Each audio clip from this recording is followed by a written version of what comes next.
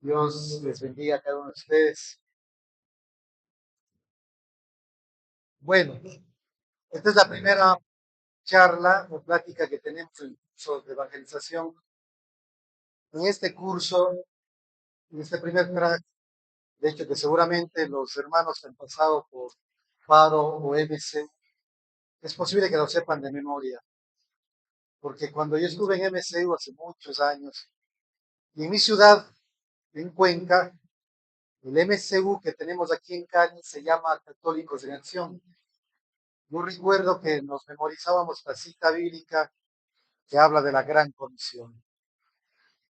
Y para mí era muy común escuchar todos los que estábamos en MSU en ese entonces, o católicos en acción allá, éramos como unos 30, 25 jóvenes. Todos se nos sabíamos de memoria la cita bíblica. Yo recuerdo que cuando llegamos a una asamblea en la comunidad, preguntaba a algunos hermanos, ¿entonces sabes la cita bíblica de la gran comisión? La verdad es que muchos no lo sabían. Yo me quedé pensando, y curiosamente con otros hermanos hablábamos, ¿por qué será que solo a nosotros nos hicieron memorizar y los mismos hermanos de la comunidad mayores a nosotros se habían memorizado? Luego fui viendo que no solamente lo tenían memorizado algunos no todos, sino que lo vivían la gran comisión. Y entonces para mí fue diferente el saber que una cosa era memorizar, tener memorizada la cita bíblica, y cuando lo hacía vida era que se encarnaba en mí la palabra de Dios para brindarle a los demás. Y que eso tenía mucho más sentido que solamente memorizar. De todas maneras, se me quedó memorizar esa cita. Y es la cita bíblica de la gran comisión. Mateo 28, del versículo 18 al 20. De hecho, en algunas referencias empieza a decirlo desde el 16. En otras charlas, la Gran Comisión solo empieza el 19 y el 20. ¿Qué es lo que queremos buscar, hermanos, con esta primera charla que habla sobre el nombre que de hecho lleva este mismo retiro? Queremos explorar justamente el significado y la importancia de la Gran Comisión, con su base bíblica, dónde sale la Gran Comisión, y la aplicación a nuestra vida cristiana. La evangelización no es solo un evento, no es solo algo que escuchamos seguramente, no solamente en la comunidad, sino en nuestra iglesia.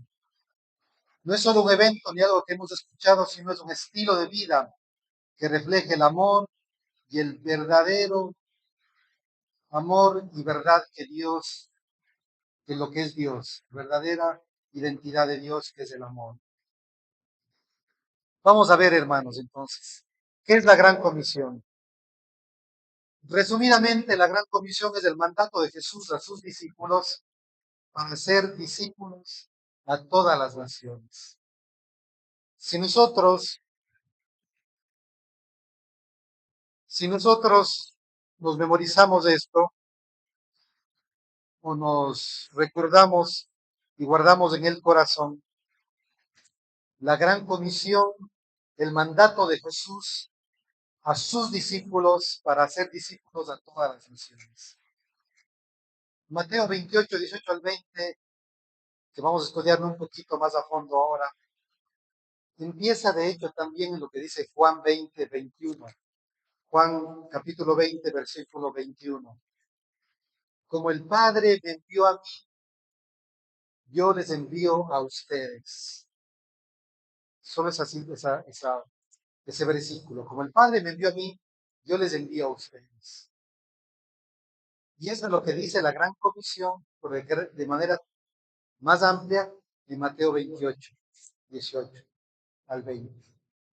Como el Padre le envió a Jesús, dice, yo les envío a ustedes. ¿Quiénes eran ellos en ese momento? Sus discípulos. ¿Cuántos estaban ahí? ¿Saben cuántos estaban en ese momento ahí? Estaban 11. Ya no estaban los 12, estaban solo 11. Si leen el versículo 16, dice, los 11 discípulos subieron donde Jesús les había enviado y les comenzó a exhortar y predicar.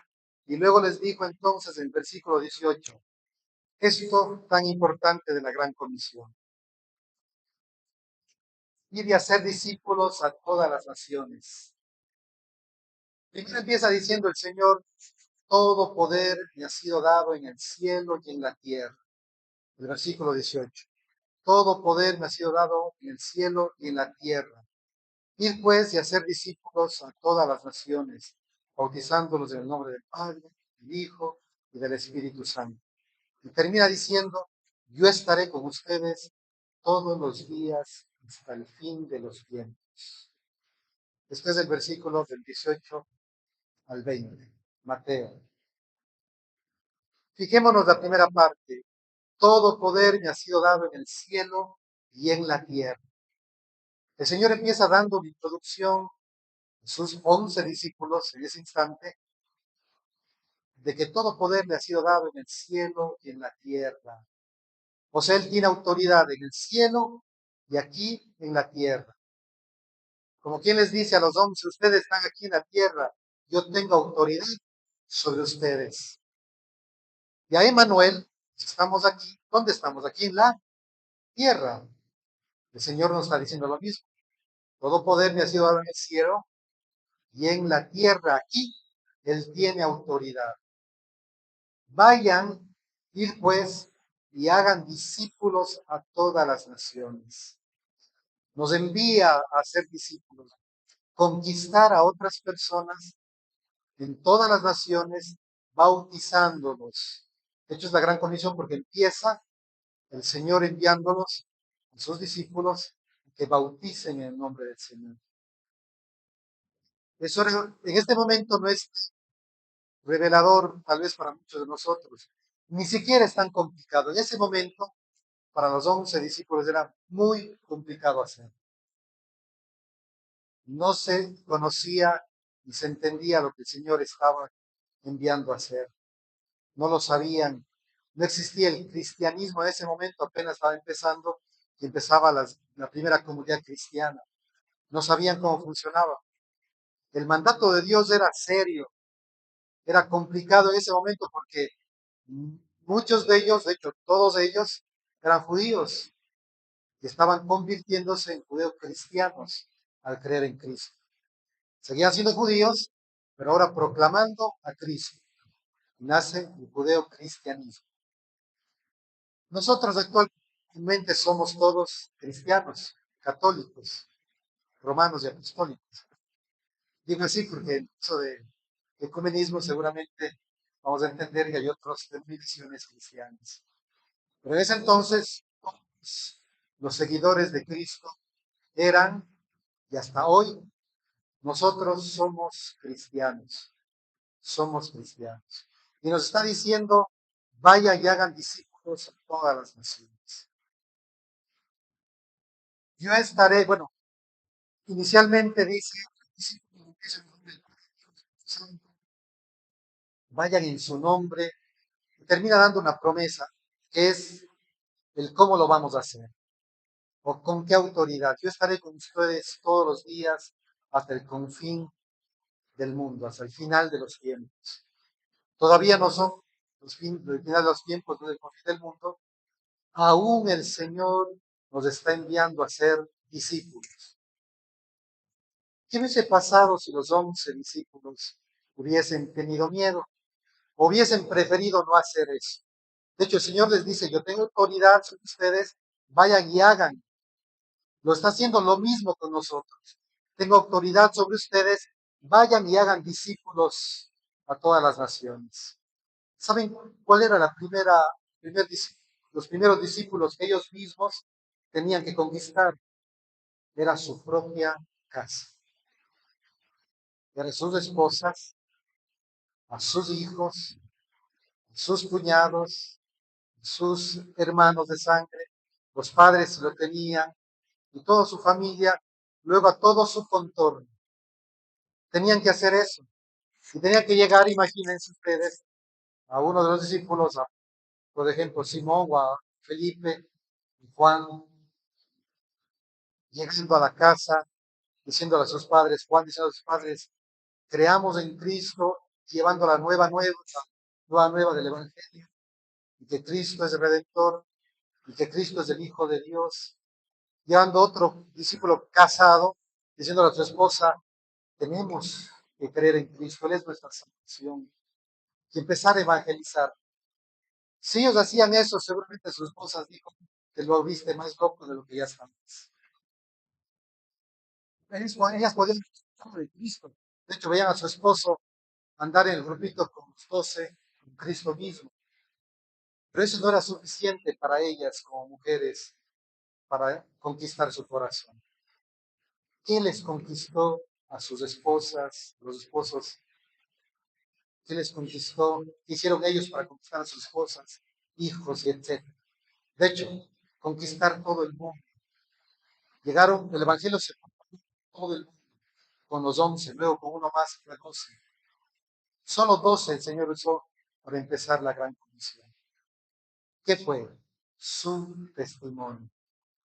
Porque ellos no llegaron simplemente a decir, creen en el Señor, creen en Cristo, yo le vi haciendo milagros, yo le veo que hace eso, sino dejaron que el milagro, el primer milagro sea su conversión. Si nosotros llegamos a nuestras casas con este evangelio de conversión interna, llegamos a proclamar a nuestras familias, no necesitamos siquiera decir algo. Fácilmente nos van a decir, ¿qué haces? Quiero ser como. Es que tanto amor das, tanto amor me muestras, que quisiera reflejar, que entonces es simple. No es tan complicado ser evangelizador, porque lo haces con tu vida. Además de esto, quiero decirles, hermanos, que ojalá no estemos pensando en este momento, porque estoy hablando de los esposos, como discípulos, de ustedes, hermanas, esposas, o los demás, sí, es que a mi esposo creo que le falta conversión, le falta ser más discípulo para que llegue a conquistarme más a mí en el Señor y a nuestros hijos que están medio descarriados. Le falta a mi esposo. Olvidémonos un poco de qué está haciendo tu esposo o tu esposa o tus padres en esta gran comisión. Fijémonos en nosotros mismos. No te fijes ya en qué está haciendo tu responsable principal, qué está haciendo tu coordinador, qué está haciendo tu supervisor. No, fíjate en ti mismo. Porque si nos vamos a fijar en los que están a mi lado, empezamos perdiendo con el engaño de Satanás, tirando a los demás. ¿Y saben qué? Si me pongo a ver a mi lado, voy a darme cuenta que no lo está haciendo bien. Porque va a haber muchas debilidades que conoces directamente de tu cónyuge, de con quienes vives, y vas a darte cuenta que no lo está haciendo tan bien. Entonces no te fijes en qué tan bueno está haciendo tu esposo, tu esposa, tus mismos hijos en llevando la gran comisión. Fíjate en ti. Nos vamos a poner nosotros. Olvidemos un poquito del esposo. Todo esto obviamente es puro ejemplo de lo que pudo haber estado pasando. Nosotros, esposos, estoy llevando esta gran comisión a mi casa. Estoy llevando a mi esposa, a mis hijos en la gran comisión a ser conquistados, a ser evangelizados en Cristo. Cuando los hijos son pequeños, sencillo. Simplemente les llevas, si es a la comunidad, a la comunidad. Si es a Sion, pues les dices, vamos a Sion. Ojalá no esté costándoles enviar a sus hijos a Sion. Cuando son más grandes ya no está fácil, porque es una decisión personal. Y no se trata de que la gran comisión es traerle a Emmanuel. La gran comisión excede ese llamado. Es llevar a Cristo a los demás, no solamente a Emmanuel. Y obviamente, luego que estamos convencidos de eso, es llevarles a este llamado, que conozcan y opten por este llamado. Si es plan de Dios. Yo al menos les presento a mis hijos, les presento a con quienes están conmigo. Esta es una opción para seguir en Cristo. Tienes un vecino, una vecina, ¿a quién estás evangelizando? O sea, mentalicémonos en este momento y pensemos, ¿a quién estoy evangelizando en este instante, durante esta semana? ¿A quién le estoy evangelizando? ¿Y saben qué? Como les dije, no es llegando a hablarle con mi testimonio, pero sí es llegando, por ejemplo, todos los días, que es parte de nuestro estilo de vida, en la oración, Señor, te pido por mi compañero de trabajo, mi compañera, por este vecino, por esta vecina. Te pido por la conversión de mis hijos, por la conversión, pues algunas esposas están pidiendo a los esposos la conversión de su esposo o mayor conversión. ¿Tienes algún familiar que sabes que está en malos caminos? ¿Estás orando por ellos? ¿Qué más estás haciendo por esta gran comisión? Ojalá, y esto me enseñaron cuando estuve en formación en del 2010 al 2011 en México con los siervos. Todas las semanas llegamos a la mesa, un lunes, y decíamos cada uno qué plan de evangelización tenemos.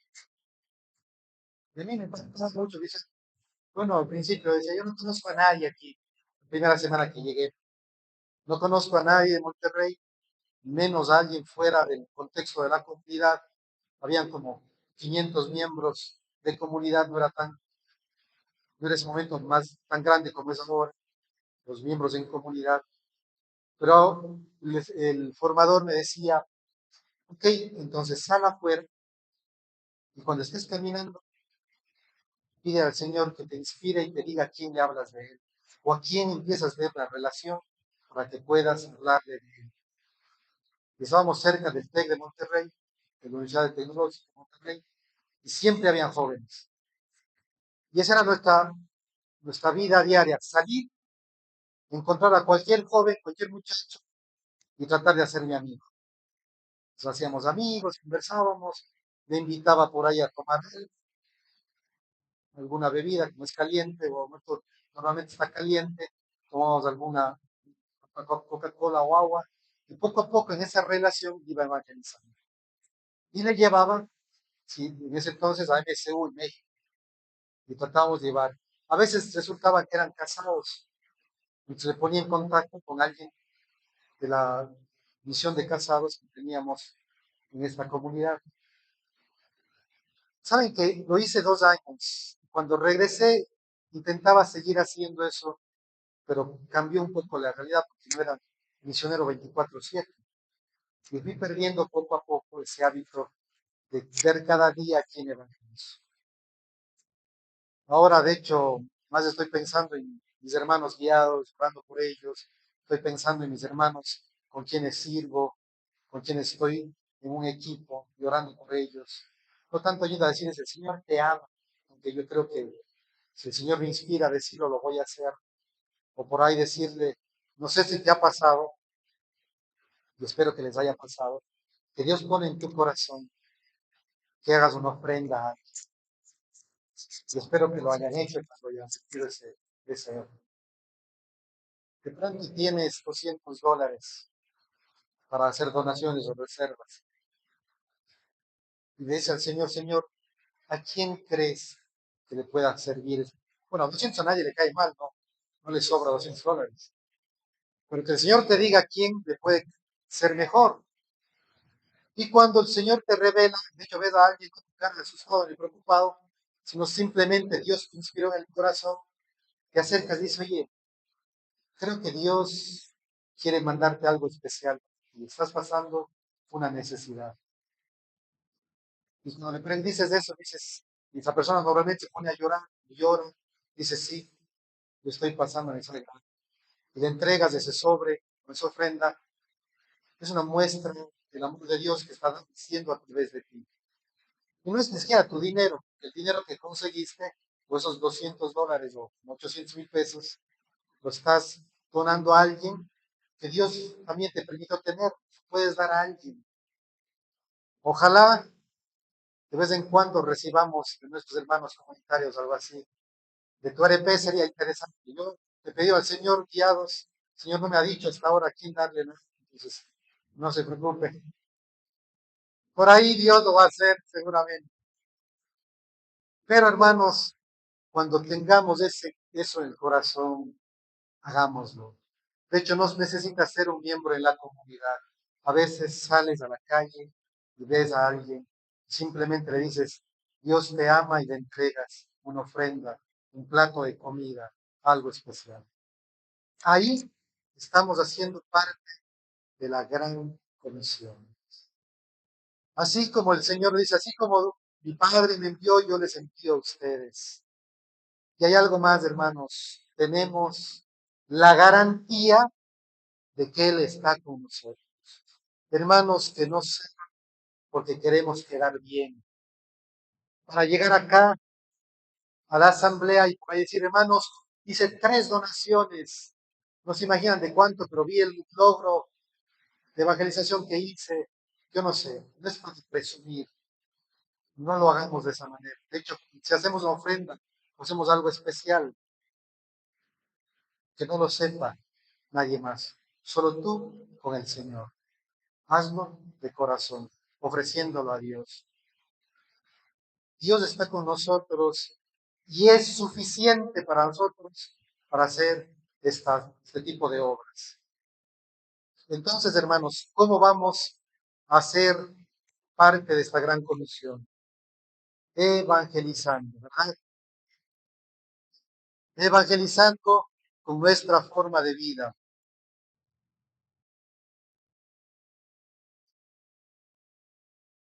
La importancia es el llamado central de la iglesia para expandir el evangelio en el mundo. Llamado de la iglesia, no llamado solamente de Manuel. ¿Cuántos de nosotros hemos dirigido retiros de evangelización?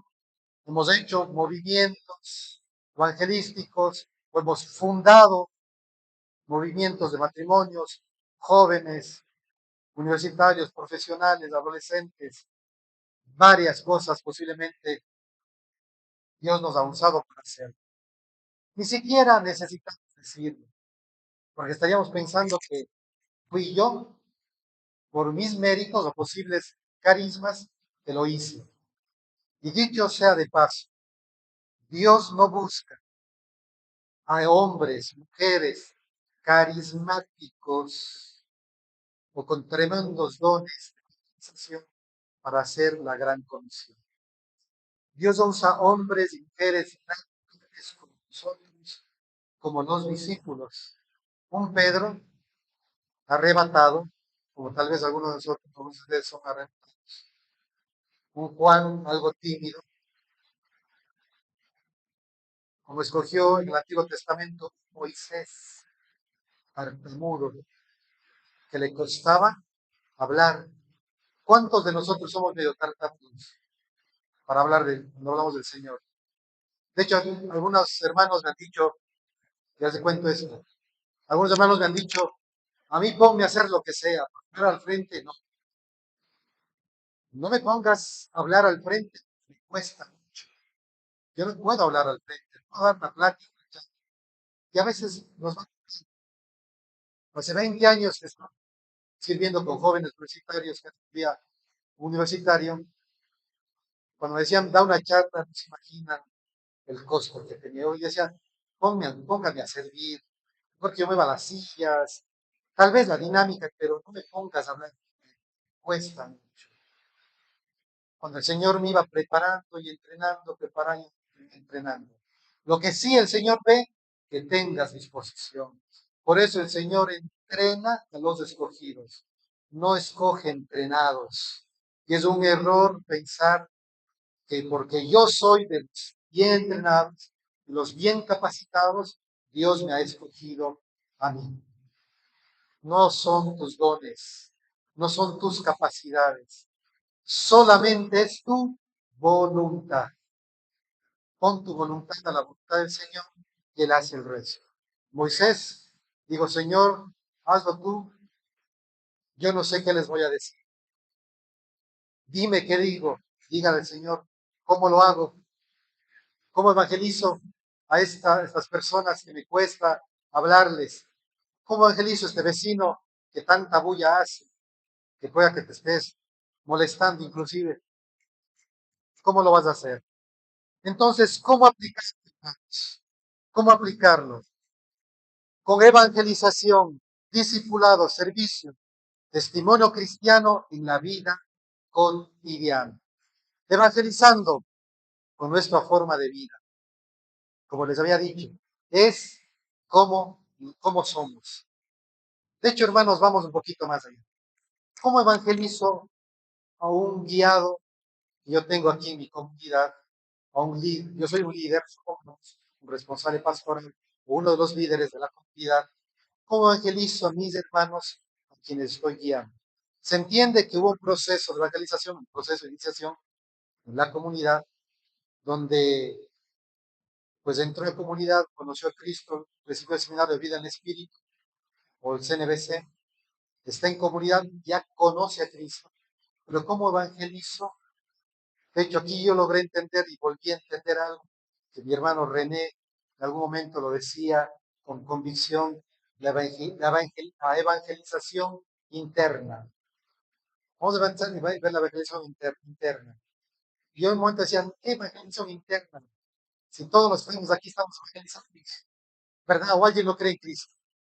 Todos creemos en Cristo. De alguna manera estamos evangelizados. ¿Saben que logro entender en estos momentos algo más en profundidad? La evangelización interna es porque con mi vida yo evangelizo a mis hermanos que están aquí también. En cómo me saludo inclusive,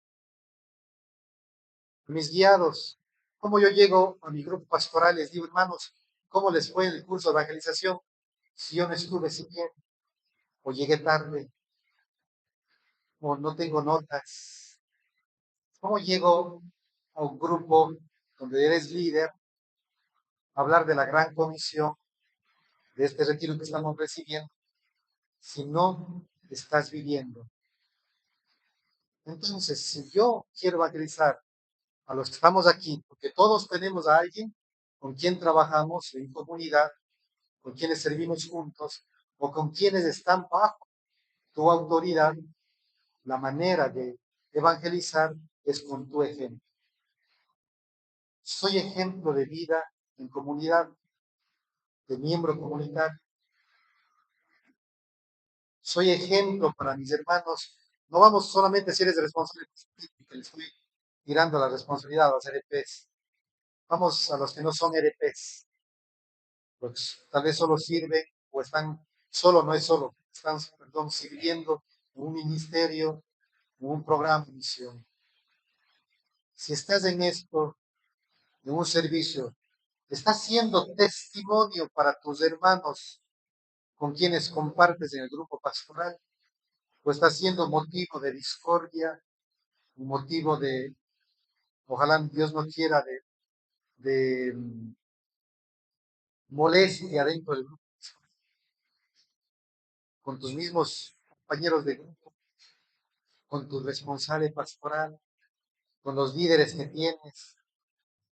Entonces fijémonos en nosotros mismos y veamos si estoy evangelizando desde dónde estoy. Y retrocedamos un poquito más. Ya no estás en el grupo, estás en tu casa. Esposas con sus esposos. Estás siendo parte de la gran comisión, llevando el evangelio que es el amor para tu esposo, la paciencia, porque el esposo se vuelve a veces fastidioso, no entiende muy bien lo que le pides y tienes que repetirle y repetir y repetirle y tener paciencia. Ay, mi amor, pues te digo la quintagésima vez, dicen a veces. Estás siendo fermento de amor, o evangelizando, llevando la gran comisión en tu casa. A los esposos, con el amor a tu esposa. Yo escuché algo que mi esposa, de hecho, me contó y me gustó mucho.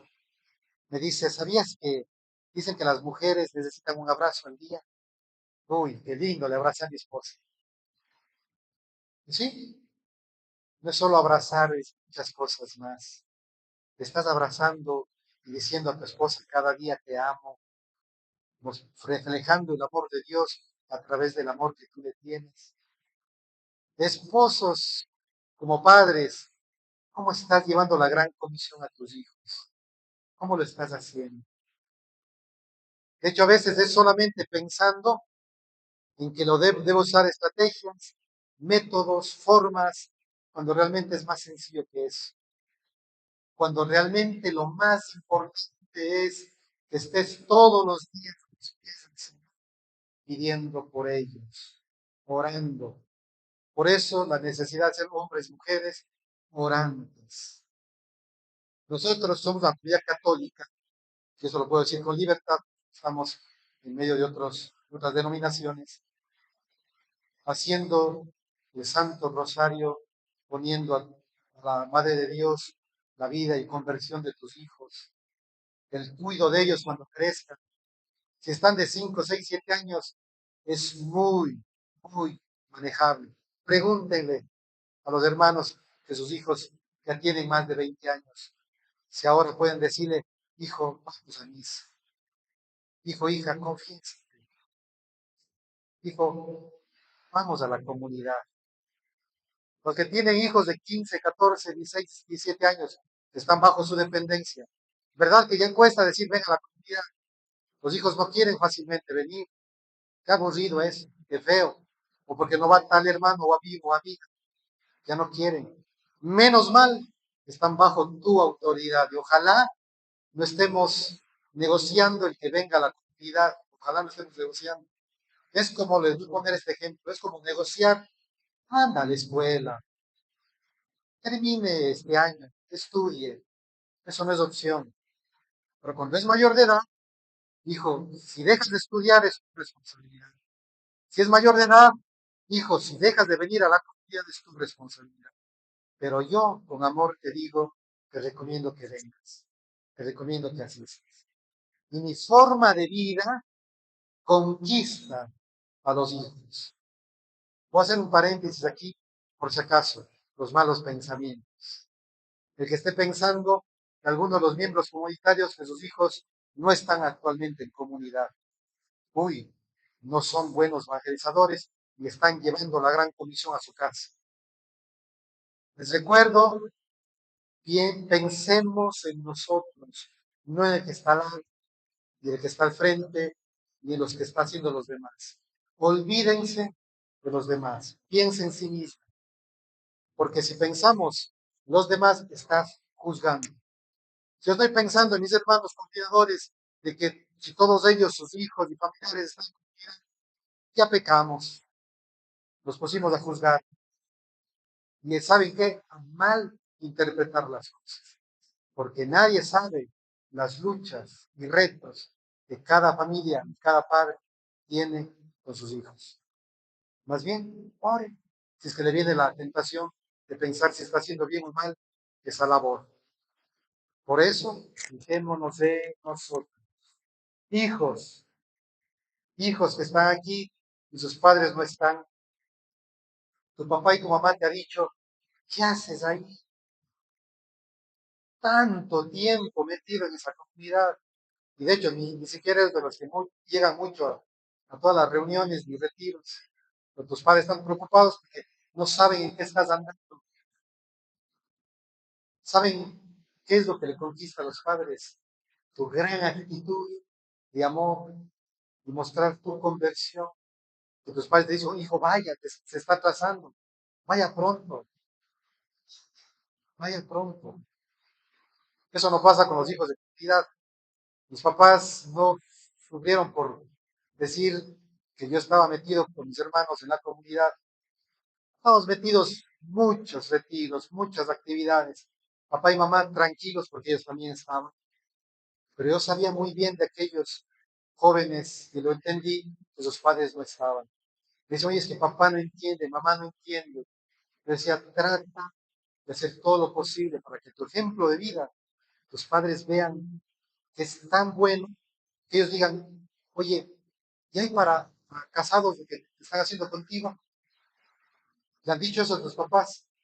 Si no te han dicho, posiblemente necesitas más profundidad en la evangelización y llevar la gran comisión a tu casa.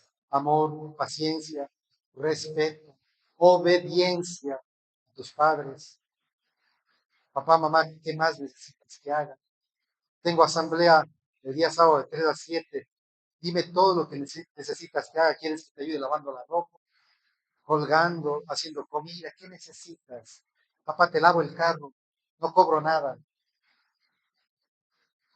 Hijos haciendo cosas que tus padres van a decir, hay algo de esto que te hicieron a ti para nosotros. Van a decir, si los padres están aquí, sería chévere que los hijos sean eso, ¿no es cierto? Sería buenísimo.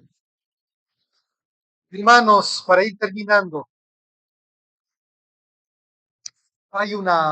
podemos imaginarnos un poquito, imaginemos que estamos ya en los últimos tiempos, vemos a muchos, que Dios no quiera, pero muchos que están siendo juzgados y algunos van al infierno, y te van diciendo, ¿por qué no me exigiste más para seguir a Cristo?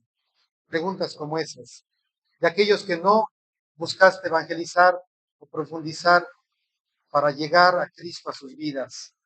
¿Por qué no me dijiste que tenías una oportunidad para darme a mí de seguir a Cristo?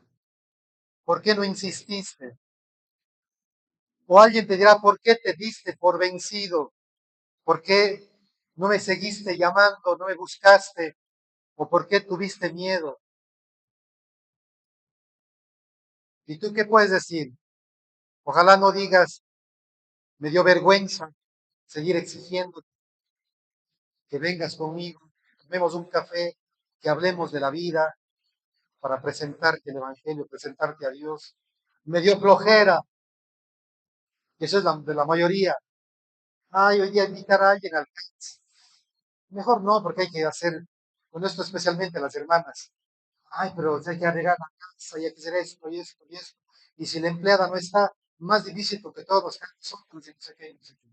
Pues sí, ojalá el esposo diga, tranquila, mi amor, hagámoslo juntos. Hoy invitamos a esta pareja o a esta familia para evangelizarlos. Y solo celebres el CATS, que es una manera increíble. Increíble. Solo celebrando el CATS con alguien que lo invitas.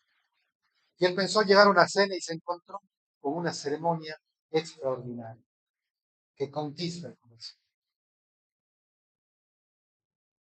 A mí me gusta mucho cuando escucho a jóvenes diciendo, hermano, puedo ir a tu casa a hacer el CATS. Seguramente a los jóvenes les gusta más cuando les dicen, hermano, te invito a hacer el CATS en mi casa. Pero de lado a lado sigue siendo la responsabilidad. Es algo personal, que no sea algo que estemos tildando a los demás. Es que yo no soy buen evangelizador, estoy en condición a mi casa, a mi familia, a mi grupo pastoral, a mi comunidad, a mi barrio, a mi conjunto, porque en mi casa tengo tantas cosas que hacer, porque mi esposo no me ayuda, porque mi esposo no me apoya a hacer el servicio que tengo que hacer, botando la culpa a los demás, echando la culpa al resto. Ojalá no estemos pensando así. Hagámoslo. Tomemos acción de hacer parte de esta gran comisión.